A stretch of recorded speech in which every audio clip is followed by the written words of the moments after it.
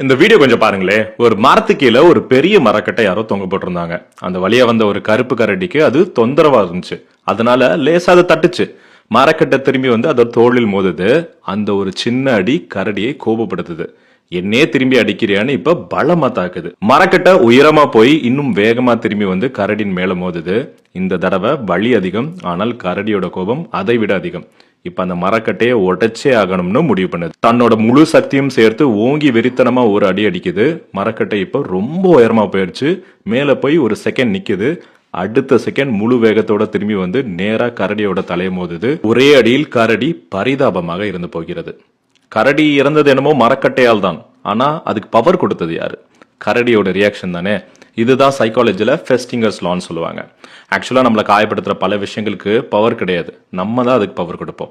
For example, யாராவது நம்மளை trigger பண்ற மாதிரி பேசிடட்டுமே, இல்ல லைட்டா முறைச்சிடட்டுமே, இல்ல நக்கலா சிரிக்கட்டுமே, அவ்வளவுதான்.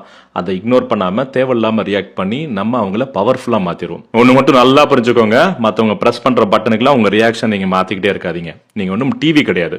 உங்க வாழ்க்கையோட ரிமோட் எப்போதும் உங்க கையில தான் இருக்கணும். ப்ளீஸ் அதை மற்றவங்கள்ட்ட கொடுத்து இன்னும் ஹர்ட் ஆகிட்டே இருக்காதீங்க.